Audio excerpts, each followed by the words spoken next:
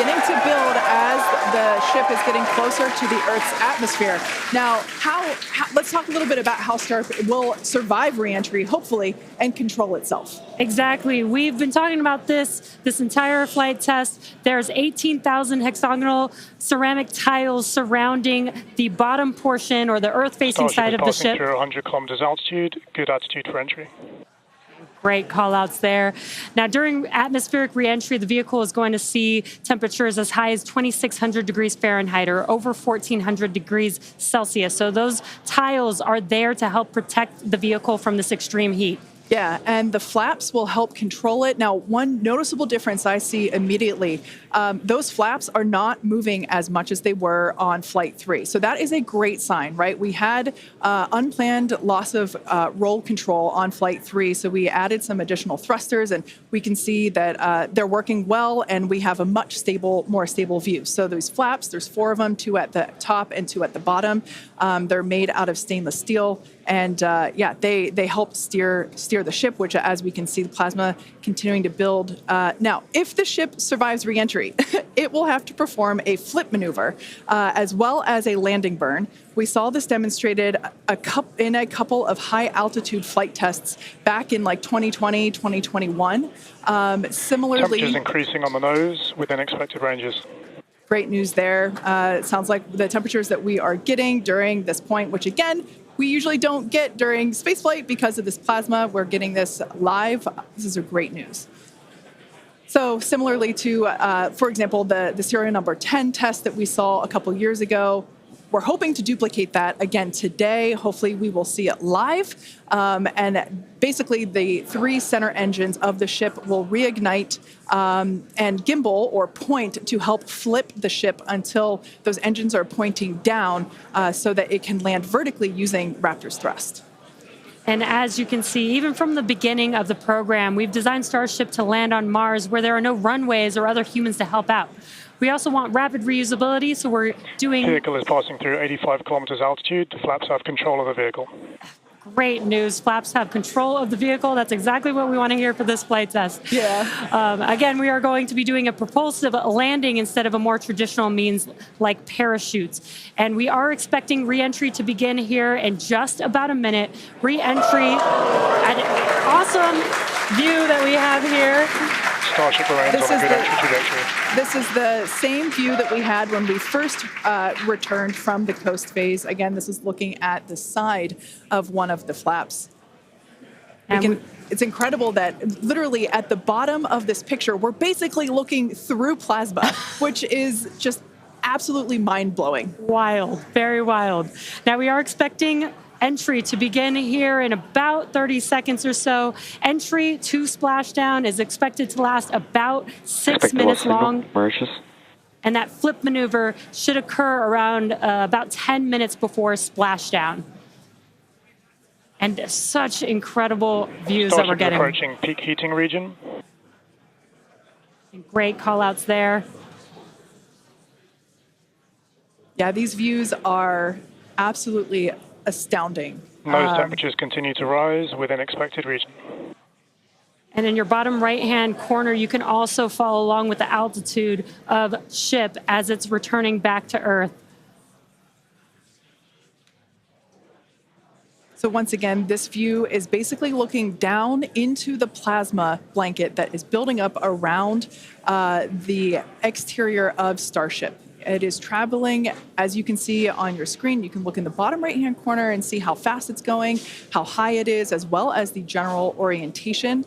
Again, we're seeing a lot more stability, a lot more control here on this flight, which is great. It shows that the iterations, the learning... Starship is now in expected peak heating region.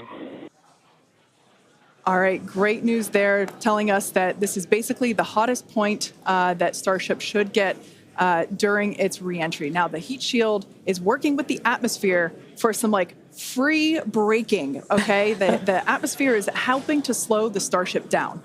Yeah, exactly. We're not using any engines or thrust to slow the vehicle down. Exactly what Kate mentioned. We're just using the atmosphere and those heat shield tiles protecting the vehicle as it's coming through that high heat temperature. Yeah. Now, this is another one of those moments that we have been waiting for. right now the ship is currently re-entering the Earth's atmosphere, and by all looks and all call-outs that we're hearing on the net, it is doing pretty well. Now, we do not plan to recover the spacecraft today, but rapid and reliable reusability is the ultimate goal.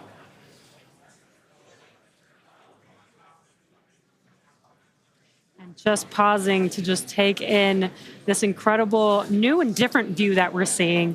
We did get a similar view in Flight 3, but again, the vehicle did lose a little bit of its control, attitude control, and this is a very stable view. This is great. This is exactly what we want, and we are hearing that we're getting expected call-outs. Mm-hmm. Absolutely. Starship is seeing half a G of acceleration, remains on a good entry trajectory. You know, it's incredible to look at this photo and wonder, wait, is it real? Is it frozen? You know, we can see so I was just going to say Those temperatures have stopped increasing. Oh, that is great news. The temperature is no longer building. But I was saying, like, we have a little bit of indication there. We can see that streaking that occurs and tells us that this is indeed a true view. So once again, we are looking basically through the plasma that is building up around the exterior of the ship. And I still cannot get over that we are getting a live view of re-entry right now, live on your screen. Again, we've said this over and over, but all thanks to Starlink. We are able to use Starlink in space, which we're getting this incredible data. And not only just the data from the sensors, but getting live imagery of what is actually happening, which is great, which we've never been able to do live before. Right. Now, just a quick future outlook here. So in about, let's see, at T plus about 1 hour and 2 minutes, we should hear a call out for entry transonic. That means that the ship is going near the speed of sound. And then about a minute after that, we'll hear another call out saying entry subsonic, meaning that the ship is going below the speed of sound. So these are all continued indications that the atmosphere, right, as the ship comes back down, it is getting through the more dense part of the atmosphere, and that atmosphere is helping to push against the vehicle, and those heat shields are protecting the vehicle during this high heat period.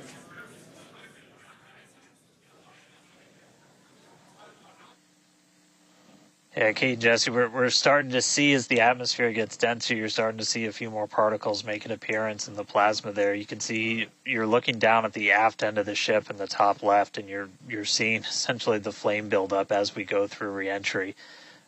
You've been hearing the call-outs. They're tracking things like temperatures in the nose cone, and those were right where we modeled them to be, which is really cool to see and to see in real time. But we're coming up, we're at about 67 kilometers in altitude. Our last signal with the ship on Flight 3 was at 65, so we should be making it past that point shortly. Obviously, as you guys pointed out, we're in a much better control this time as we re-entered in the right attitude, and our flaps have been steering the way so far. Once we get through Transonic, that's when you've got essentially Raptor landing bird. Different areas around the vehicle where the air is either moving faster or slower than the speed of sound. We'll eventually get to subsonic, which we have some experience with. We did in our suborbital campaign. Start of Raptor chill. And Starship will eventually get down to its terminal velocity as it's floating down to the water. That's just about 200 miles an hour or so. We are hearing that we're starting to chill some of the engines as we are, if we make it all the way down to the water, still going to attempt a landing burn, but still a ways to go. We're at about 64 kilometers in altitude right now. We made it through what's expected to be the peak heating, but now we're going to start encountering increased pressures as the atmosphere gets thicker and thicker. So we're at 63 kilometers, so we've already made it farther than we did on our last flight when that last signal was coming at 65 kilometers. So again, what we're really looking at here is the performance of the heat shield, of the flaps, of the seals in the flaps. There's just a whole bunch of different areas that we're keeping a really close eye on as we re-enter.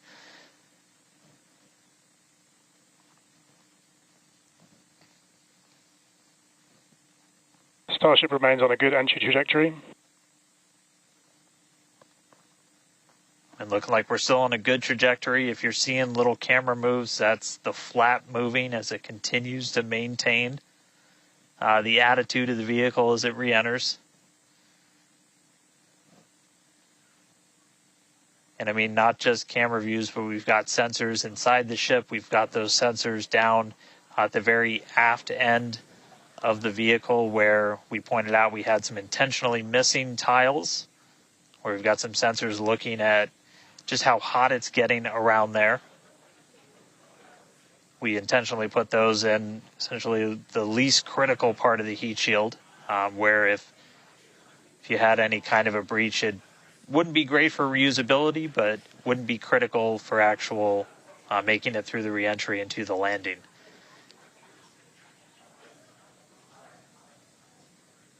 "58 kilometers, we're continuing to descend.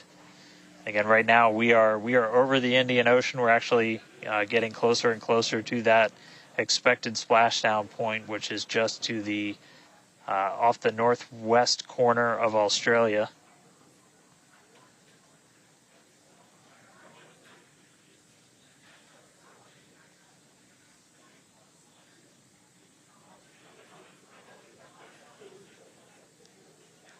And if you keep an eye on our speed, the speed is dropping. We're hitting the thicker part of the atmosphere now. The speed's going to start dropping precipitously. We're going to start getting to transonic pretty soon, and then after that we'll get into subsonic, where we're moving less than the speed of sound. But wow, what a light show so far!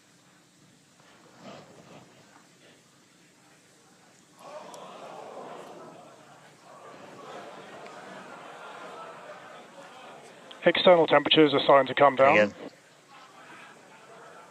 this camera view is looking right at one of the forward flaps. And we're strategically putting some cameras around the vehicle to just look at the different areas that looks like we got the flap starting to come apart a little. Yeah, it does appear that we have a little bit of burn through there. We can see pieces of the vehicle flying off. What a show it has been. It's been like watching Interstellar or something.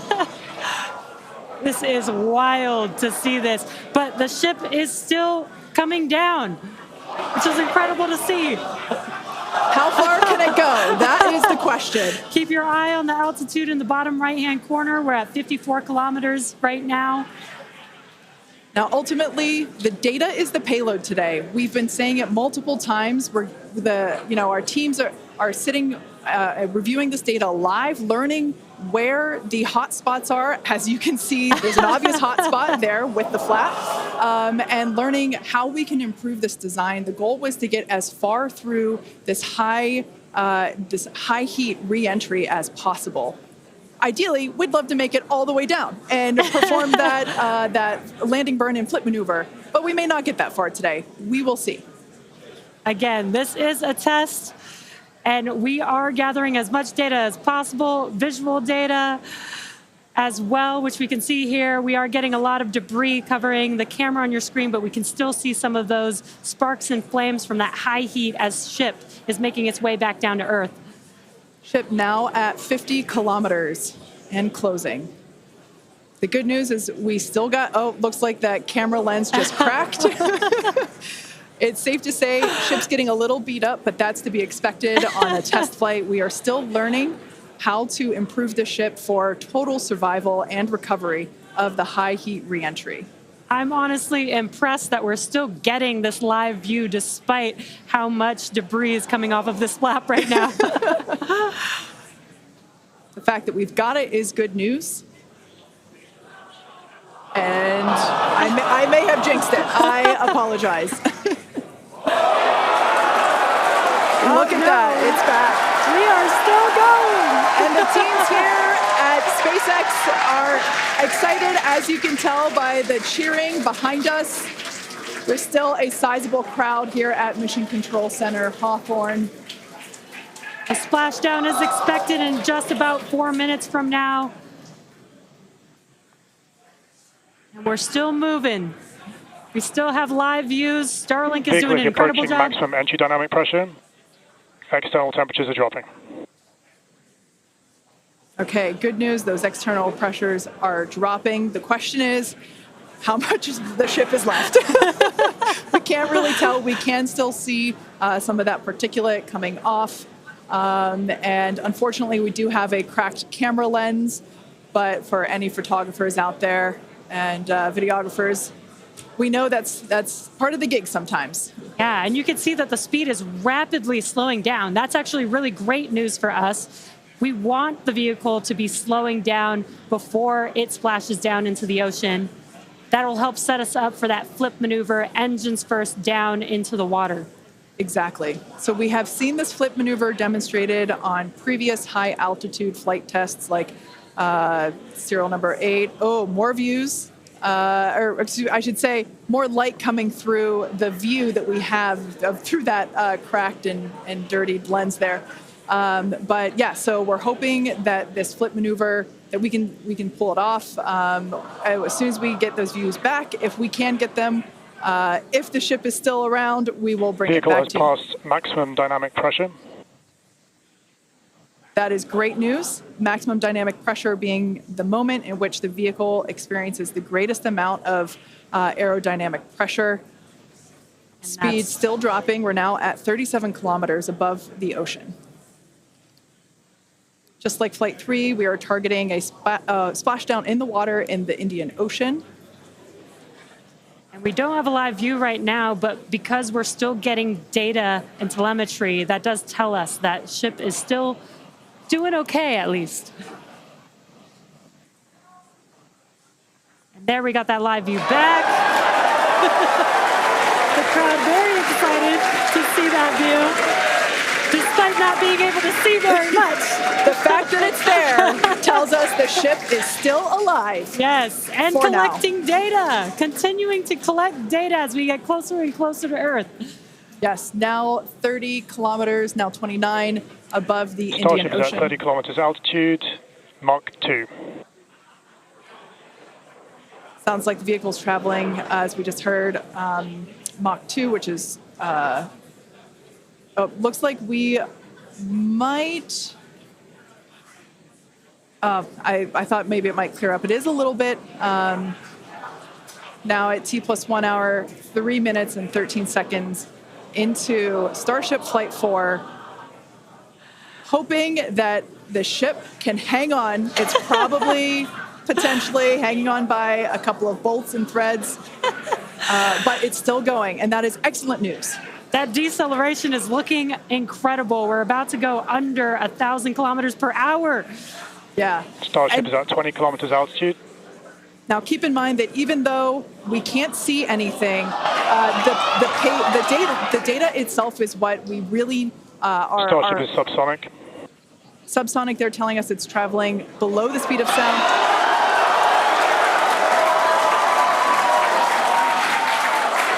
That movement means the flaps are actuating. I think we can see something. This is a nail biter. But we are, unfortunately, we can't see through the lens, but we're still getting the feed.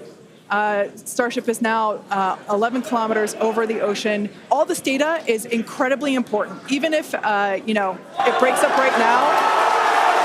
Okay, we can see that flap actuating through the glass. Starship is passing through 10 kilometers altitude.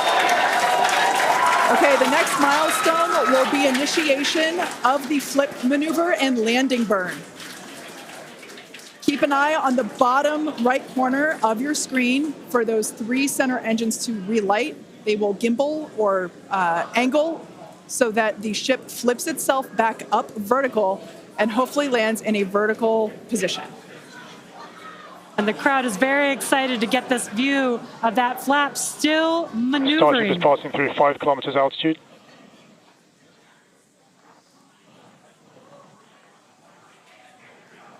This is incredible. We're getting very close to splashdown. These fireflies are such a good sign of life right now. We wish we could see more, but we'll take it. Starship is at 2 kilometers altitude, terminal velocity.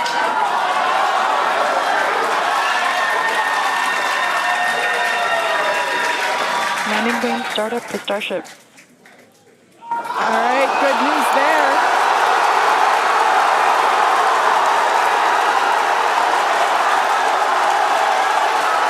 Nominal chamber pressure. Landing bird startup.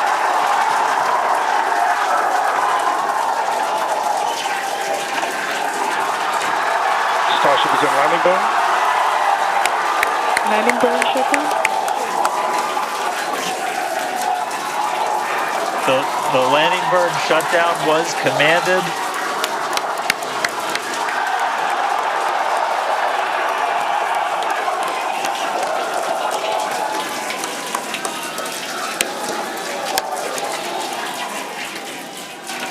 Wow. I mean, it was a little bit of use your imagination as you were going down with what we could actually see, but we were able to hear the ship did its landing burn. It sounded Starship like we might have got shutdown. 2 engines. And there's the final call for landing burn shutdown, but we'll go back through all the data, but we did get confirmation that a landing burn took place. Starship made it through re-entry and did its first ever landing burn. From South Texas to the other side of the Earth, Starship is in the water.